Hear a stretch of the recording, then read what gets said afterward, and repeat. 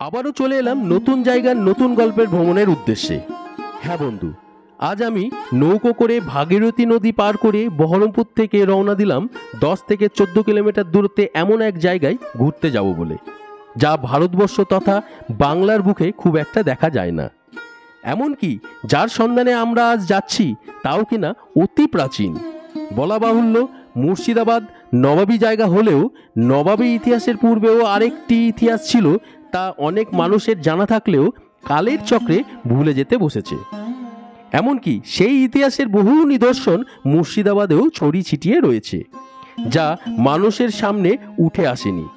এক কথায় সেই সব জায়গা ভাইরাল হয়নি, তাই সেই সব স্থান নিয়ে মানুষের কোনো মাতামাতিও লক্ষ্য করা যায় না। আর সেই রকম এমন এক জায়গা ভাইরাল করতেই আজ আমি সোমেন বেরিয়ে পড়েছি আপনাদের দেখাবো বলে। আমি চলে এসেছি মুর্শিদাবাদের নবগ্রাম ব্লকের অন্তর্গত অমৃতকুণ্ড নামক এমন একটি গ্রামে, যে গ্রামটি নবাবী আমলের বহু পূর্ব থেকেই মুর্শিদাবাদে রয়েছে। এই গ্রামটি গৌড় বংশের রাজা শশাঙ্কের রাজত্বের বহু পূর্ব থেকেই রয়েছে।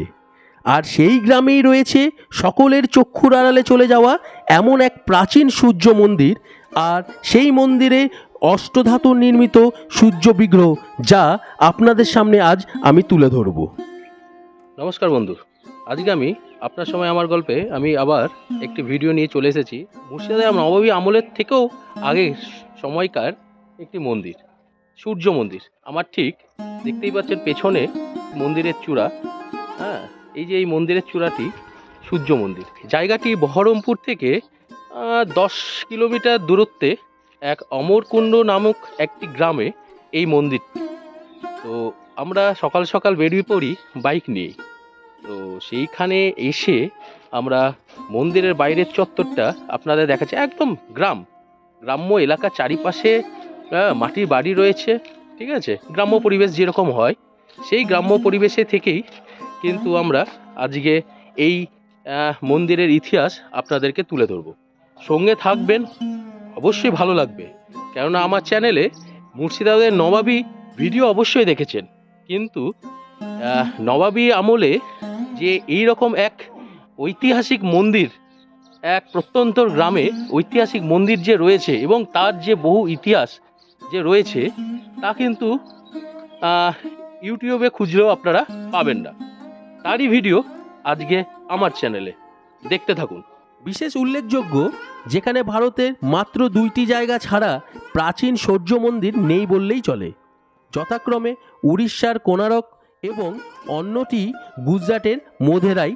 এই 2টি মন্দিরই হলো অতি প্রাচীন। অপরদিকে মুর্শিদাবাদের এই সূর্য মন্দিরও কয়েকশো বছর পুরনো ঐতিহ্য বহন করেও চলছে।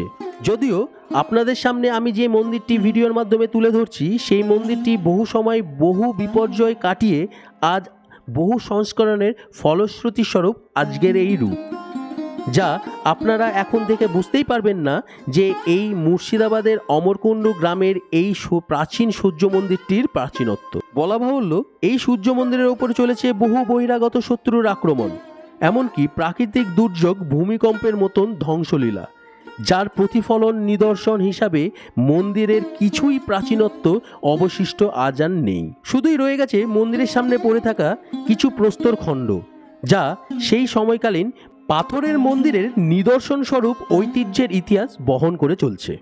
তবে লোকপ্রচলিত ও আঞ্চলিক কাহিনী অনুসারে জানা যায়, এই সূর্য মন্দির আনুমানিক গুপ্ত বংশের পরবর্তী সময়কালে মন্দিরের কোনো পৌরাণিক যোগসূত্রেই এই মন্দিরের সূর্যদেবের স্বপ্নাদেশের মাধ্যমে এই অঞ্চলের কোনো এক জলাশয় থেকে সূর্যদেবের বিগ্রহ উদ্ধার করে মন্দিরে স্থাপন করা হয়েছিল। যদিও ইতিহাসে এর কোনো প্রমাণস্বরূপ কোনো ঐতিহাসিক নিদর্শন পাওয়া যায়নি। এছাড়াও গ্রামের প্রবীণ ব্যক্তিদের কাছে এও শোনা গেছে যে এই গ্রামের উপর দিয়ে সেই সময় থেকে আজ পর্যন্ত কেউই ঘোড়ার পিঠে কিংবা ঘোড়ার গাড়িতে চড়ে যেতে পারে না। কি শুনে একটু অবাক লাগছে না? মনে হচ্ছে না যত রাজ্যের কাল্পনিক ঘটনা? ঠিক তাই, আমারও সেম আপনাদের মতনই মনে হচ্ছিল। কিন্তু এই গ্রামের গ্রামবাসীদেরকে যখন আমরা জিজ্ঞাসা করি এবং তাদের বিশ্বাসের জায়গা থেকে আমরা যখন তাদের বিশ্বাসের কথাগুলো শুনি, তখন আমাদেরও মনে একটা ভাবাবেগ সৃষ্টি হয়েছিল। গ্রামবাসীরা বলে যে যে গ্রামে স্বয়ং সূর্যদেব ঘোড়ার রথে বিরাজ করছে সেই গ্রামে অন্য কেউ কিভাবে ঘোড়ার পিঠে থাকতে পারে। আর সেই বিশ্বাসের প্রমাণস্বরূপ অনেকেই নাকি এই ঘটনাটাকে কুসংস্কার বলে প্রমাণ করতে চেয়েছিল, আর সেই প্রমাণস্বরূপ তারা সত্যি এই ঘটনার সম্মুখীন হয়েছে এবং তারাও বিশ্বাস করেছে যে সত্যি এই গ্রামের উপর দিয়ে কেউ নাকি ঘোড়ার পিঠে করে যেতে পারে না। তাহলেই বুঝতেই পাচ্ছেন যে এই গ্রামে সূর্যদেবের মহিমা কতটা অসীম, যা মানুষেরা ভালো মতনই উপলব্ধি করেছে যে এই গ্রামের মন্দিরে স্বয়ং সূর্যদেব বিরাজ করে। চলুন তাহলে আমরা সেই বহু প্রাচীন সূর্যদেবের বিগ্রহ আপনাদেরকে দর্শন করাই। এই হলো মন্দিরের গর্ভগৃহের সূর্যদেবের সেই প্রাচীন মূর্তি। যদিও এখানকার সেবায়েতের কাছে থেকেও অনেক কথা আমরা জানতে পেরেছি, তার কথাও আমি আপনাদের সামনে অবশ্যই তুলে ধরব। তবে তার আগে বলে রাখি, এখনকার বর্তমান যে মন্দিরের সেবায়েত রয়েছেন তারা কয়েক বংশ পরাক্রমে এই মন্দিরের সেবায় নিজেদেরকে সমর্পণ করে দিয়েছে। তার কথা অনুযায়ী সর্বপ্রথম যিনি এই মন্দিরের সেবায় নিজেকে নিয়োজিত করেছিলেন তিনি হলেন স্বর্গীয় কালীপদ মিশ্র। পরবর্তীকালে স্বর্গীয় বরদাকান্ত মিশ্র, মধুসূদন মিশ্র, তারাচরণ মিশ্র এবং মুলুকচাঁদ মিশ্র ও হরকুমার মিশ্রর কয়েক বংশের হাতে সেবা পেয়ে বর্তমানে স্বর্গীয় সত্যেন চ্যাটার্জির পুত্র সুমন চ্যাটার্জি এই প্রাচীন ঐতিহাসিক মন্দিরের সেবায়েতের ভূমিকায় দায়িত্ব পালন করে চলছে। মন্দিরের সম্পর্কে কিছু কথা আমরা এখানকারই মন্দিরের সেবা যিনি করেন তার সঙ্গে কথা বলে তাদের এই মন্দিরের দীর্ঘদিনের যে ইতিহাস সেই ইতিহাস কিন্তু আমরা জেনে নেব, যা আপনাদেরকে সরাসরি ভিডিওর মাধ্যমে তারই কথা আপনাদের কাছে তুলে ধরব। দেখতে থাকুন। নমস্কার, আমি সুমন চ্যাটার্জি। আমি মুর্শিদাবাদের নবগ্রাম থানার অন্তর্গত অমৃতকুণ্ড গ্রামের এই যে সূর্য মন্দির আপনারা দেখছেন সেই সূর্য মন্দিরের বর্তমান পুরোহিত। আমার মায়ের যারা পূর্বপুরুষ ছিলেন তেনারা এখানে আগে সেবায়িত ছিলেন, তিনারাই এখানে পুজো অর্চনা করতেন। শ্রাবণ মাসের শেষ রবিবার আমাদের সূর্যদেবের মুখের একটা সাইড একটু ভাঙা আছে।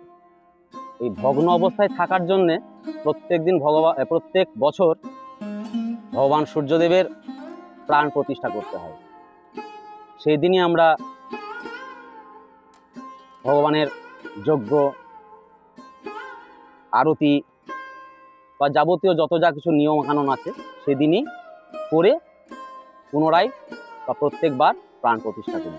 ভগবান সূর্যদেবের আবির্ভাব হচ্ছে রাজা বিক্রমাদিত্য অর্থাৎ দ্বিতীয় চন্দ্রগুপ্তের আমলে। আমরা পূর্বপুরুষের মুখ থেকে যতটুকু শুনে এসেছি ততটাই আমি আপনাদের সামনে তুলে ধরছি। ভগবান সূর্যদেব একটা পুকুরের মধ্যেই পড়েছিলেন। রাজা বিক্রমাদিত্য আমাদের গ্রামের পাশ দিয়েই যাচ্ছিলেন, তো গ্রামের খুব নিকটেই তিনি রাত্রিটা বসবাস করব বা ওখানেই থাকবো বলে তিনি মনস্থির করেন।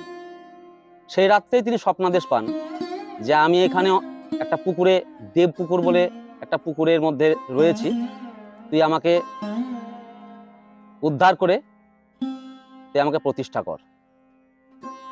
তো দ্বিতীয় চন্দ্রগুপ্ত অর্থাৎ বিক্রমাদিত্য সেই স্বপ্নাদেশেই ভগবান সূর্যদেবকে পুনরুদ্ধার করে তার প্রাণ প্রতিষ্ঠা করে মন্দির তৈরি করে মিথিলা থেকে ব্রাহ্মণ নিয়ে এসে তেনাকে প্রতিষ্ঠা করে দেন। তখন থেকেই ভগবান সূর্যদেবের এখানে পূজা অর্চনা হয়ে আসছে। আমার মাকে নিয়ে মোট 14 পুরুষ, আমি এখন বর্তমানে 15 পুরুষে পড়েছি। তো আমরা চ্যাটার্জি ব্রাহ্মণ, আমার মায়েরা হচ্ছে মৈথিলী ব্রাহ্মণ মিশ্র। আমার দাদু হরকুমার মিশ্র, তার 3টেই কন্যা সন্তান ছিল, পুত্র সন্তান ছিল না। তো আমার দাদুর পর থেকে অর্থাৎ হরকুমার মিশ্রের পরে আমার বাবা এখানে পূজা অর্চনা করে গেছেন। সত্যেন চ্যাটার্জি আমার বাবার নাম, তিনি যতদিন বেঁচে ছিলেন তিনি এখানকার সেবায়িত ছিলেন। তো আমার বাবার পরে এখন আমি এখানে বর্তমান সেবায়িত। এখানে সবার সহযোগিতা আমি খুব ভালোভাবে পাই। আমাদের নবগ্রামের বিডিও সাহেব, আমাদের নবগ্রাম থানার ওসি যখন যিনি পোস্টে থাকেন, এবং আমাদের বহরমপুরের যিনি ডিএম সাহেব, আমাদের লালবাগের এসডিপিও, প্রত্যেকেরই এখানে অবদান বা সব রকম সহযোগিতা তিনারা আমাকে করেন যখন যেভাবে বলি। খুব মূল্যবান প্রস্তরগুলো, খুব মূল্যবান। আমি প্রস্তর খুব কমই বলি। তো আমাদের যে ইউটিউবার যে ভাইগুলো এসছে, তিনারা বারবার আমাকে জিজ্ঞাসা করছে যে পাথরগুলো কোন পাথর। তো আমি ভগবান সূর্যদেবকে পাথর বললে আমার খুব কষ্ট হয়, যেহেতু আমি ভগবান সূর্যদেবের আরাধনা করি এবং তিনি আমার পরম পিতা এবং আমার ইষ্টদেব। তো ভাইদের রিকোয়েস্টে আমি বলছি এটা খুবই মূল্যবান পাথর এবং এগুলো কোষ্টি পাথর বলেই আমরা জানি বা জেনে এসেছি। আমরা কোনোদিন যাচাই করিনি বা যাচাই করার মতন মানসিকতায় বা মনোবৃত্তি আমাদের নেই। ভগবান সূর্যদেব সবসময় সব রকমভাবে আমার পরিবারের বা আমার পাশে থাকেন বা তিনি রয়েছেন। সমস্ত বিপদ আপদ থেকেও তিনি আমার গ্রামকে, গ্রামের মানুষকে এবং আমার পরিবারকে রক্ষা করে এসেছেন। অনেকে নিঃসন্তান থাকেন বা অনেক রকম রোগ বিরোগ নিয়ে আমার ভগবানের সূর্যদেবের কাছে আসেন, তেনারাও খুব নানা রকম দিক থেকে তারা উপকৃত। তাহলে আপনারা দেখলেন এই মন্দিরের সেবায়েতের কিছু কথা আমরা আপনাদেরকে লাইভ তার মুখ থেকে আপনাদের শোনালাম। তো মুর্শিদাবাদ শুধুমাত্র নবাবী শহর হিসাবে চিনলে চলবে না।